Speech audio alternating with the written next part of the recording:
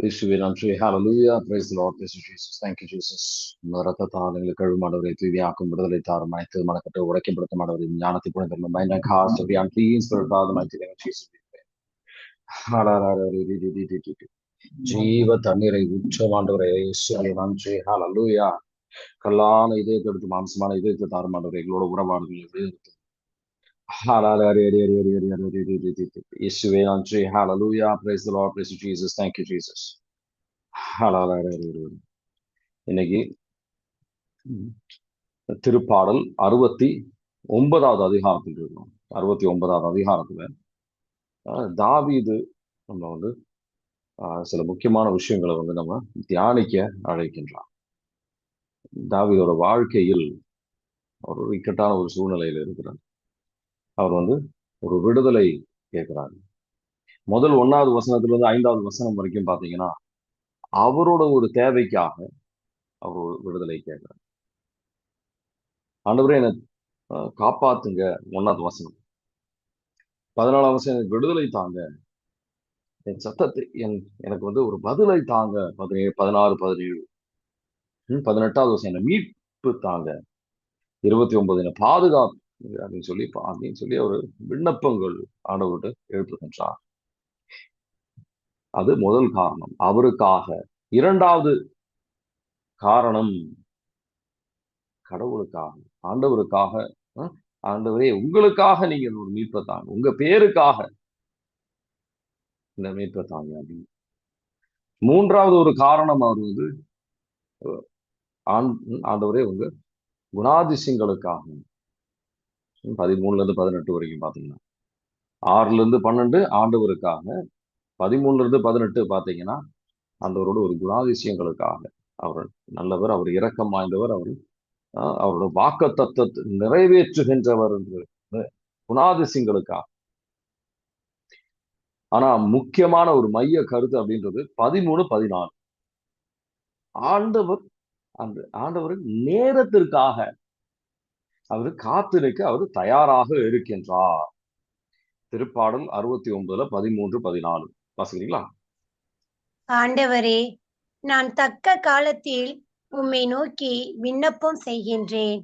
கடவுளே, உமது பேரன்பின் பெருக்கினால் எனக்கு பதில் மொழி தாரும். துணை செய்வதில் நீர் மாறாதவர். சேற்றில் நான் அமிழ்வதிலிருந்து என்னை காத்தருளும். என்னை வெறுப்போரிடமிருந்தும் ஆழ்கடலில் இருந்தும் என்னை விடுவித்தருளும். ஆமேன். அல்லேலூயா. ஆண்டவர் நேரத்திற்காக திருப்பாடல் 69 13 14 அவர் நேரத்திற்காக அவர் காத்து நிற்கிறதுக்கு ஒரு தயாராக இருந்தார். சில பேர் நீங்க விசுவாசமாக இருந்தா, விசுவாசம் இருந்தா போதும் நீங்க பெற்றுக்கொள்வீங்க. ஆனா நம்ம நேரத்திற்காக காத்து நிற்கிறதுக்கு நம்ம கஷ்டப்படுறோம். ஏன் அவர் நேரத்திற்காக காத்து நிற்கிறதுக்கு ஏன் நம்ம வந்து கஷ்டப்படுறோம்? ஏன்னா முழுமையான ஒரு அர்ப்பணத்திற்கு நம்ம வரவில்லை. அதுதான் காரணம். முழுமையான ஒரு அர்ப்பணத்திற்கு நம்ம வரல. அர்ப்பணிக்கிறதுக்கு அப்படின்றது நமக்கு ஒரு கஷ்டமான விஷயம். அது வந்து ஒரு கவனிச்சிருக்கிற ஒரு விஷயம். நம்ம பல பேர் கஷ்டப்படுகின்றோம். பல நேரத்தில் நானும் கஷ்டப்பட்டிருக்கேன். அர்ப்பணம் அப்படின்றது முழுமையான ஒரு அர்ப்பணத்திற்கு விவிலியத்துல பல இடத்துல நீங்க பார்க்கலாம். யாரெல்லாம் அந்த முழுமையான ஒரு அர்ப்பணத்திற்கு வந்திருக்கின்றார்களோ அவங்கெல்லாம் வந்து ஆண்டவரின் விடுதலையா அற்புதமாக அவங்க காத்து நிற்க அவங்களால முடிஞ்சது. ஆண்டவர் நேரத்திற்காக காத்து நிற்க முடிஞ்சது. அற்புதமான ஆண்டவரின் வல்லமையான செயல்களை அவங்க வாழ்க்கையில அனுபவித்தார்.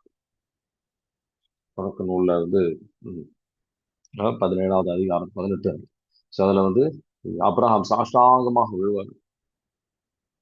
ஆண்டவர்கிட்ட முழுமையான ஒரு அர்ப்பணத்திற்கு வருகின்றார். அந்த அர்ப்பணத்திற்கு வரும்போது கடவுளால இந்த அற்புதங்களை செய்ய முடியும்.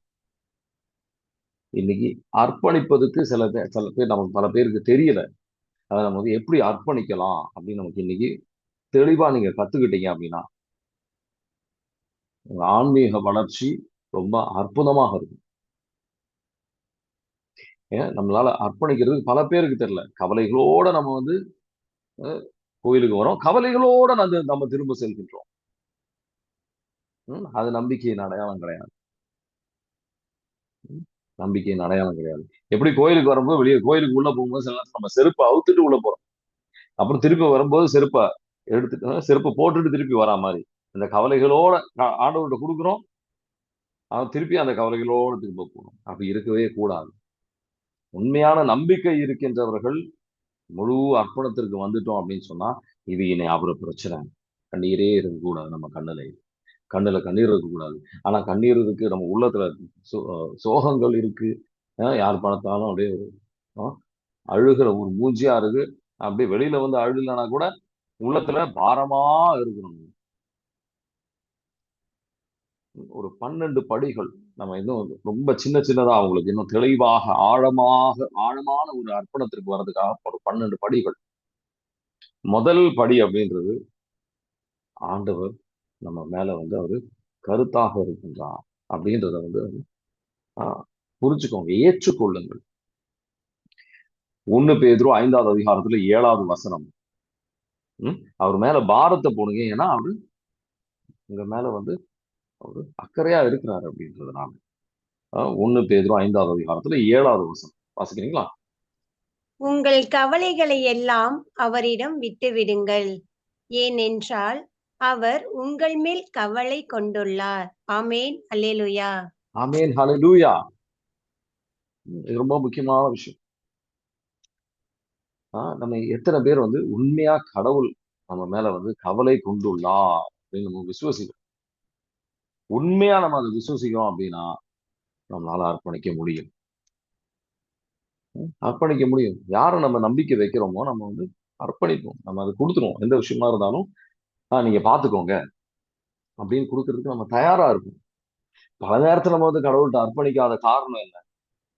அவர் நம்ம மேல கவலை கொண்டு இருக்கின்றார் அப்படின்றது நமக்கு விசுவாசம் இல்லை. ஆண்டவர் இன்னைக்கு விசுவசிக்க அழைக்கின்றார். அவர் நம்ம மேல கவலை கொண்டு இருக்கின்றார். அவர்கிட்ட அர்ப்பணி.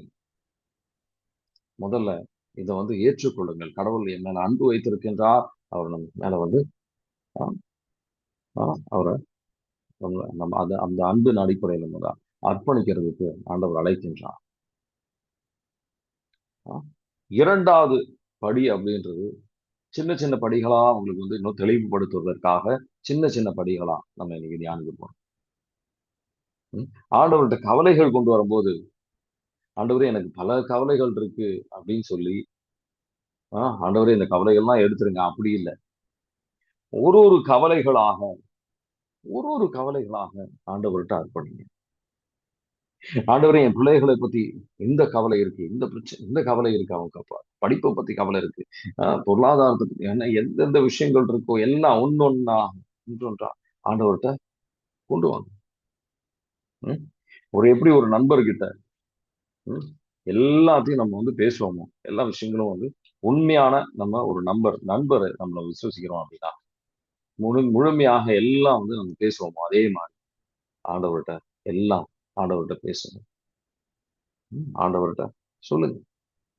ஒரு ஒரு விஷயமாக நம்ம சொல்லணும். பிலிப்பியர் 4வது அதிகாரம் 6, 7. ஒன்று பத்தி நம்ம கவலைப்படக்கூடாது. பல இடத்துல பல வாட்டி சொல்லியிருக்கிற ஆண்டவர் நம்ம கவலைப்படக்கூடாது. ஆனா அதிகமா கவலைப்படுகின்றது நம்ம கிறிஸ்துவர்கள் தான் அதிகமா கவலை. திருப்பாடல் பிலிப்பியர் 4வது அதிகாரம் 6, 7 வாசிக்கிறீங்களா?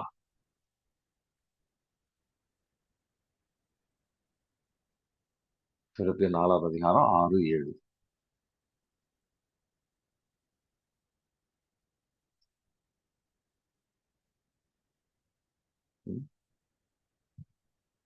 அப்பொழுது எதை பற்றியும் கவலைப்பட வேண்டாம், ஆனால் நன்றியோடு கூடிய இறைவேண்டல் மன்றாட்டு ஆகிய அனைத்தின் வழியாகவும் கடவுளிடம் உங்கள் விண்ணப்பங்களை தெரிவியுங்கள். அப்பொழுது அறிவெல்லாம் கடந்த இறை அமைதி கிறிஸ்து இயேசுவோடு இணைந்துள்ள உங்கள் உள்ளத்தையும் மனதையும் பாதுகாக்கும். ஆமீன். ஆமீன். ஆண்டவர்கிட்ட ஒரு ஒரு கவலைகளாக சின்ன சின்ன விதமா ஆண்டவர்கிட்ட அர்ப்பணிச்சதுக்கு அப்புறம் 3வது படி அப்படின்றது அந்த கண்ட்ரோல், கட்டுப்பாடுக்கு, நம்ம கட்டுப்பாடுக்கு இது என்ன விளைவாக இருக்குமோ அந்த கட்டுப்பாடை ஆண்டவர்கிட்ட கொடுத்துருங்க. இதை கண்ட்ரோல் பண்ணணும் நம்ம நினைச்சுக்கிட்டு இருக்கோம். நமக்கு தான் எல்லாம் தெரியும் அப்படின்ற ஒரு எண்ணத்துல. அப்படி இல்லாம ஆண்டவர்கிட்ட முழுமையாக விட்டு கொடுக்க முயற்சிகள் இருங்க. அவர் திட்டத்தில் நம்பிக்கையை வைத்து நம்ம சுய சிந்தனைக்கு நம்ம இப்படி சொல்லிட்டு இப்படி அர்ப்பணிச்சுட்டு அது நடக்காம போயிடுச்சுன்னா, எது நடந்தாலும் ஆண்டவர் வந்து அதை நன்மைக்காக மாற்றுவார் என்று நம்பிக்கையில் ஆண்டவர்கிட்ட கொடுங்க. எல்லாம் வல்ல கடவுள் நம்ம கடவுள் அப்படின்ற நம்பிக்கையில் ஆண்டவர்கிட்ட அர்ப்பணி. அவர் நம்ம பாதையை அவர் செம்மையாக்குவார். பாதை வந்து வாழ்க்கையில நம்ம போற வழியெல்லாம் வந்து சுமூகமா இருக்கும்னு ஆண்டவர் சொல்லலை. தடைகள் வரும், ஆனா ஆண்டவர் நீக்குவார். திருப்பாடல் நீதிமொழிகள் 3வது அதிகாரம் 5, 6 வாசிக்கிறீங்களா? நீதிமொழிகள் 3வது அதிகாரத்துல 5வது வசனம் 6வது வசனம். நம்பிக்கையுடன் நம்ம சுய ஆற்றல் அல்லாம ஆண்டவர்கிட்ட அர்ப்பணிங்க. பல நேரத்துக்கு பல கேள்விகள் நமக்கு உள்ள வரும். நம்பிக்கையுடன் அந்த ஆண்டவர்கிட்ட அர்ப்பணிங்க, விட்டு கொடுங்க. இந்த சரண்டர் ஆகுறாங்க அப்படின்னு சொல்லுவாங்க. ஆண்டவர் இந்த போலீஸ் கிட்ட வந்து சரண்டர் ஆகுறாங்க. அவங்க துப்பாக்கியெல்லாம் கொடுத்து சரண்டர் ஆகும், எப்படி இருக்கும்? துப்பாக்கி கையில இல்லை. அது மாதிரி நம்ம திட்டங்கள், நம்ம கவலைகள், நம்ம வேதனைகள் முழுவதும் ஆண்டவர்கிட்ட அர்ப்பணிங்க. இது உங்களது ஆண்டவரே, இது எந்த கிடையாது, இது இனி உங்க பிரச்சனை. வாசிங்க நீதிமொழிகள் 3:5-6. முழு மனதோடு ஆண்டவரை நம்பு, உன் சொந்த அறிவாற்றலை சார்ந்து நில்லாதே. நீ எதை செய்தாலும் ஆண்டவரை மனதில் வைத்து செய், அப்பொழுது அவர் உன் பாதைகளை செம்மையாக்குவார். ஆமேன், அல்லேலூயா. ஆமேன், ஹல்லேலூயா. அவர் நம்ம பாதைகளை செம்மையாக்குவார். 4வது படி அப்படின்றது, சூழ்நிலை எவ்வளவு மோசமாக இருந்தாலும் ஆண்டவருக்கு தெரியாம ஒன்னும் நடக்க போறது இல்லை. அந்த ஒரு புரிதலில் அதை முதல்ல புரிஞ்சுக்கணும். நம்ம பல திட்டங்கள் போடலாம், ஆனா கடைசியில் ஆண்டவர் நினைக்கிறது மட்டும்தான் நம்ம. ஆண்டவர் அனுமதி இல்லாம ஒன்னும் நடக்க போறது இல்லை. ஆணித்தனமாக அதை நம்பணும். ஆண்டவர் கட்டுப்பாடுல, எல்லாமே ஆண்டவர் கட்டுப்பாடுல இருக்கு. நமக்கு ஒரு தீங்கும் நிகழாது. எது நிகழ்ந்தாலும் அது நன்மைக்காக மாற்றுகின்ற தேவன் நம்மோடு இருக்கிறார். அணித்தனமான விசுவாசம். நீதிமொழிகள் 19வது அதிகாரத்துல 21வது வசனம். நீதிமொழிகள் 19:21 வாசிக்கிறீங்களா? மனிதர் மனத்தில் எழும் எண்ணங்கள் ஏராளம், ஆனால் ஆண்டவரது திட்டமே நிலைத்து நிற்கும். ஆமேன், அல்லேலூயா. ஆமேன், ஹல்லேலூயா. அவர் எல்லாத்துக்கும் ஆதிக்கம் செலுத்துகின்றவர். அவர் கரத்தில் இது எல்லாம் இருக்கு. ஆண்டவர் வந்து கண்ட்ரோல்ல இருக்கிறாரு. அவர் பார்த்துக்கிட்டு இருக்கிறாரு. அவருக்கு தெரியும் எது எப்படி எந்த விதத்துல செயல் ஆற்றணும் அப்படின்னு சொல்லி, எது எந்த விதத்துல நல்ல விதமா கொண்டு வரணும் அப்படின்னு தெரியும். நம்பிக்கையில் சூழ்நிலையில் ரொம்ப மோசமா இருக்கிற மாதிரி, இந்த சூழ்நிலை எனக்கு என்ன தெரியல, நமக்கு வந்து கன்ஃபியூஷனா இருக்கும். அர்ப்பணிங்க. முழுமையான அர்ப்பணத்தில் ஒரு சமாதானம் நம்ம பெறுவோம்.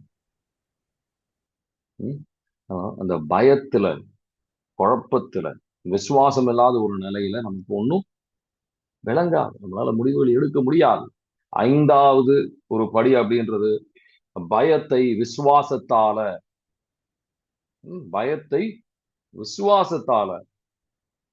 பயத்தை விட்டுட்டு விசுவாசத்தை பெற்றுக்கொள்ளும். ஆண்டவரோட குணாதிசயங்கள் எப்படி, தாவீது அவரோட குணாதிசயங்களை நான் நான் அஞ்சுகின்றோனோ உங்க மேல நம்பிக்கை வைப்பேன் அப்படின்னு சொல்றாரு தாவீது. திருப்பாடல் 56ல 3வது வசனம். எப்போ இந்த கவலைகள் அதிகப்படுகின்றதோ அப்ப கடவுள் என்னோட இருக்கின்றார், அவர் நல்லவர், இது என் நன்மைக்காக அவர் மாற்றுவார், நம்பிக்கையோட அறிக்கை எழுது. திருப்பாடல் 56ல 3வது வசனம் வாசிக்கிறீங்களா?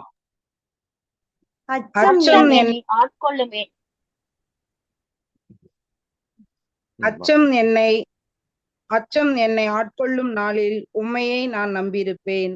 ஆமேன். ஆமென். இந்த வசனத்தை அறிக்கையிடணும். பயம் வரும்போது, கவலைகள் நம்ம திரும்ப வரும்போது, ம், கவலைகளை விட்டு இந்த ம், கொண்டு வாங்க.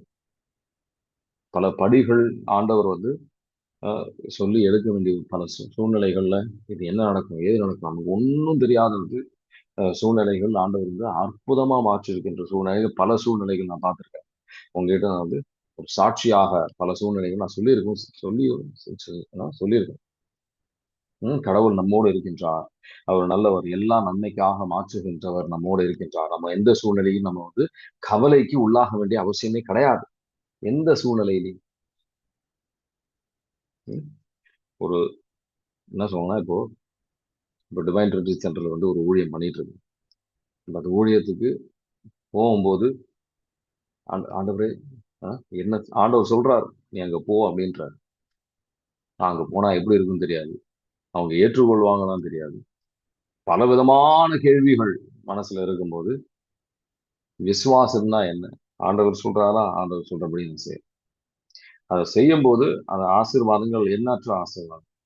அந்த இடத்துக்கு போகும்போது பல தடைகள், பல பிரச்சனைகள். ஆனா இன்னைக்கு இன்னைக்கு நடந்த ஒரு சாட்சியை நான் சொல்லிட்டு இருக்கேன். அந்த பார்த்த தடைகள் எல்லாம் நீங்கிடுச்சு. இப்படி நீங்குமா? கொஞ்ச நாள் முன்னாடி சொல்றாரு ஆண்டவர், தடைகள்லாம் நீங்கிடுச்சு அப்படின்ட்டு. அது எப்படி நீங்கும் நான் யோசிச்சுட்டு இருக்கேன். ஆனா அங்க போய் பார்க்கும்போது எதெல்லாம் தடைகளா நான் பார்த்திருந்தேனோ இப்ப அந்த தடைகள்லாம் கிடையாது. ஆனா ஒரு நொடியில ஆண்டவருக்கு இதெல்லாம் மாற்ற முடியும். நம்ம விசுவசிக்க தயாரா அப்படின்றது மட்டும்தான் ஆண்டவர் வந்து பார்த்துட்டு. எங்க சென்றாலும் எங்கு சென்றாலும் பிரச்சனைகள் இல்லாத வாழ்க்கை அப்படின்னு சொல்லி ஆண்டவர் என்னைக்குமே சொல்லல. முதல்ல அந்த ஒரு விஷயத்தை நம்ம புரிஞ்சுக்கணும்.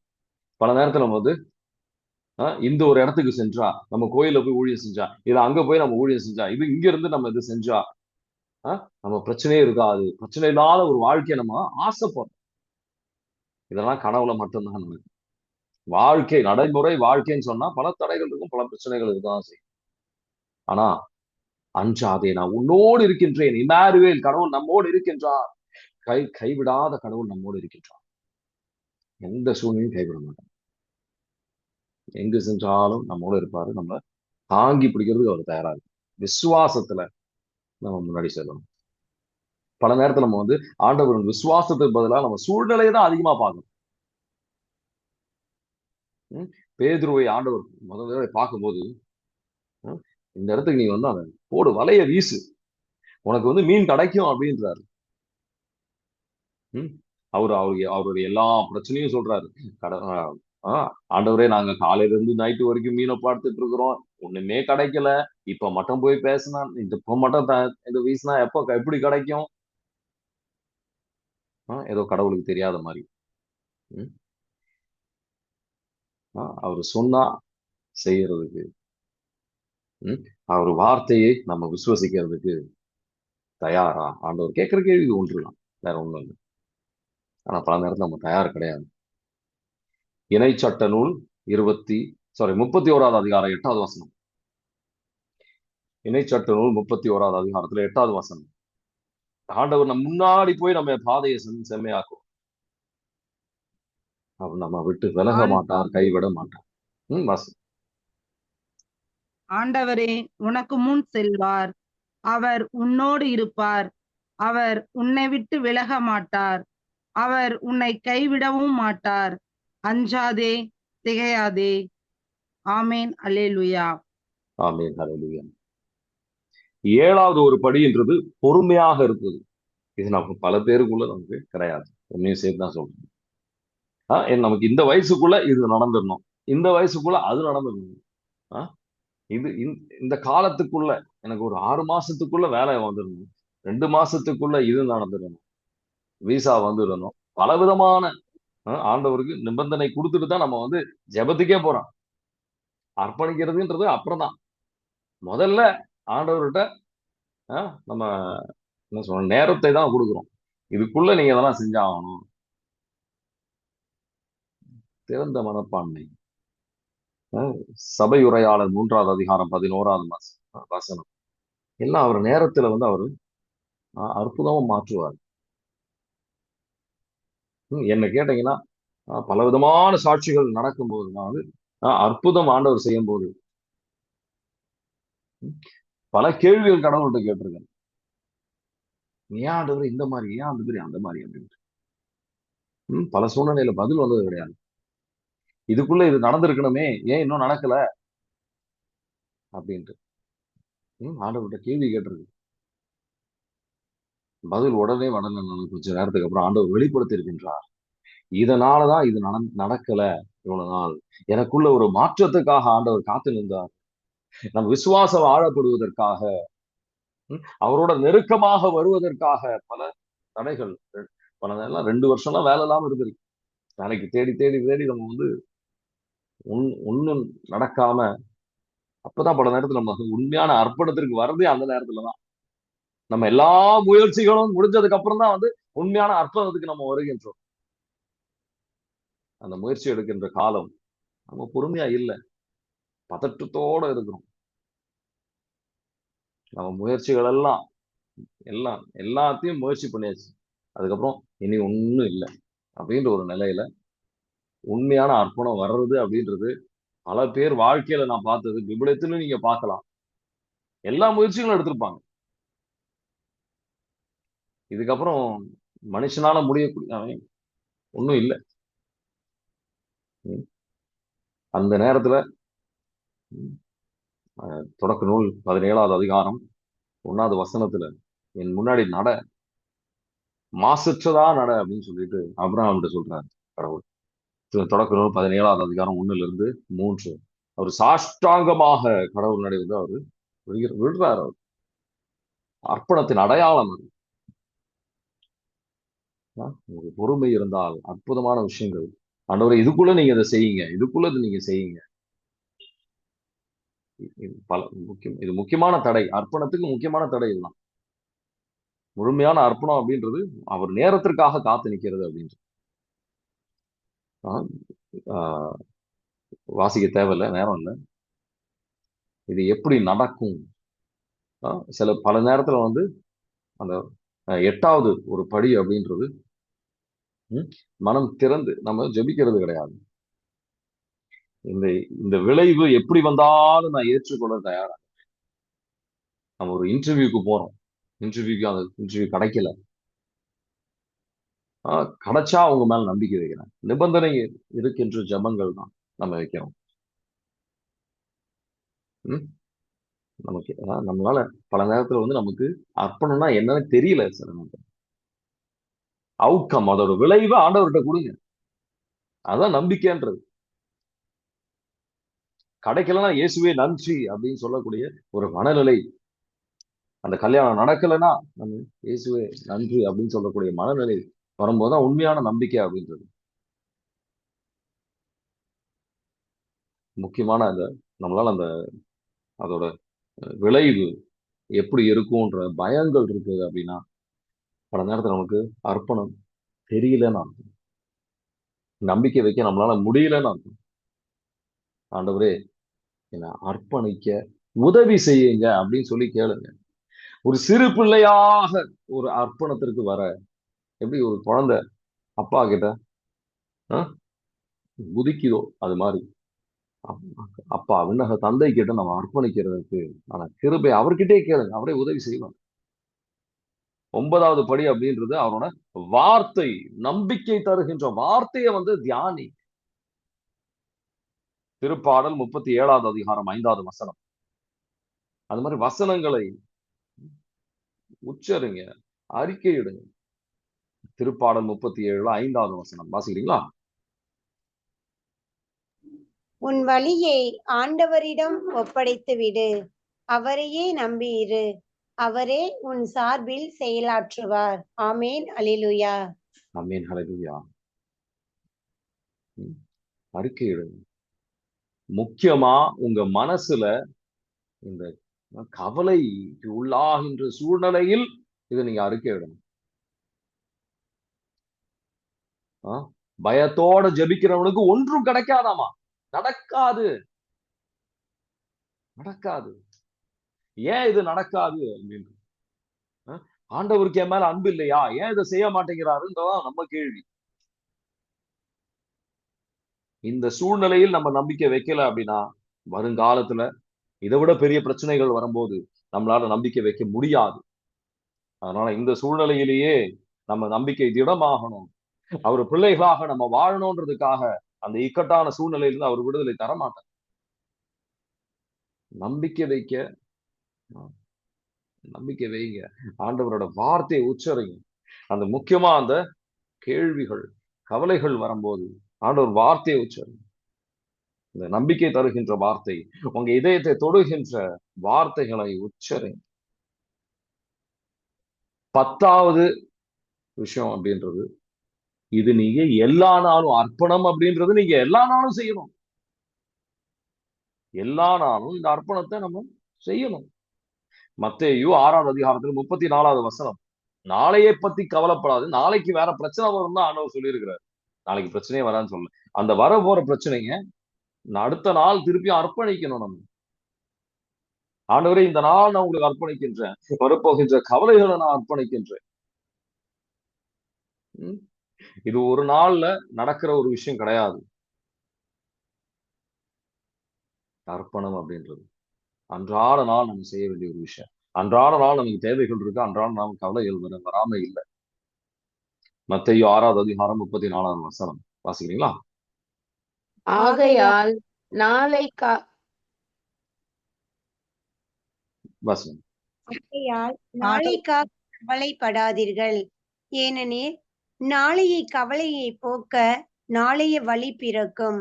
அந்தந்த நாளுக்கு அன்றன்று உள்ள தொல்லையே போதும். ஆமேன், அல்லேலூயா. ஆமென், ஹல்லேலூயா. தாழ்ச்சியுடன், அது 11வது, தாழ்ச்சியுடன் அர்ப்பணிங்க. ஆண்டவரே இந்த சூழ்நிலை எனக்கு புரியல, நான் முழுமையா புரிஞ்சுக்கணும்னு விரும்புறேன், நான் உங்க மேல் நம்பிக்கையோட நான் அர்ப்பணிக்கின்றேன். உண்மையான தாழ்ச்சி இருந்தா அவர் நேரத்திற்காக நம்மளால காத்து நிற்க முடியும். நன்றியுடன், பிலிப்பியர் 4, 6, 7 என்ன வாசம், நன்றியுடன் உங்க விண்ணப்பத்தை வைங்க அப்படின்னு. எல்லா சூழ்நிலையும் நன்றி செலுத்துகின்ற பிள்ளைகளாக நம்ம மாற. அது இன்னைக்கு தியானித்த விஷயங்கள் தான் 12. இன்னைக்கு தியானித்த விஷயங்கள்ல உங்களுக்கு ஏதாவது கேள்விகள் இருக்கா?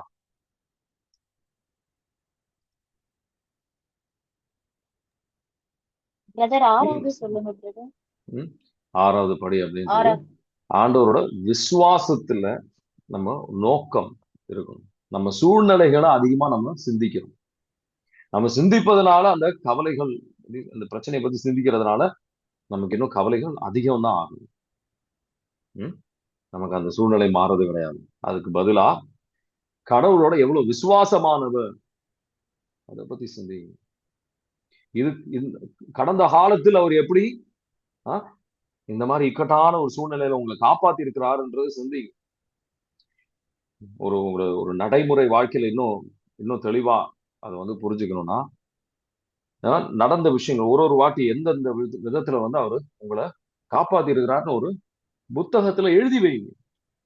சில நேரத்துல நமக்கு சிந்திக்கிறது மனசுல சில நேரத்துல ஞாபகம் வராது, பல கவலைகள்ல. அதை புத்தகத்தை எடுத்து வாசிக்கும் போது அற்புதமா ஆண்டவர் செஞ்சிருக்கிறாரு நினைவுல இருக்கும். 6வது படி அப்படின்றது சூழ்நிலையை பார்க்காதீங்க, கடவுளோட விசுவாசமானவர் அப்படின்றது உங்க வாழ்க்கையில மற்றவங்க வாழ்க்கையில அவர் காட்டியிருக்கிறார் அப்படின்றத தியானிங்க. அதே நோக்கமா வச்சு உங்க வாழ்க்கை முன்னாடி கொண்டு போங்க. வேற ஏதாவது கேள்விகள் இருக்கா?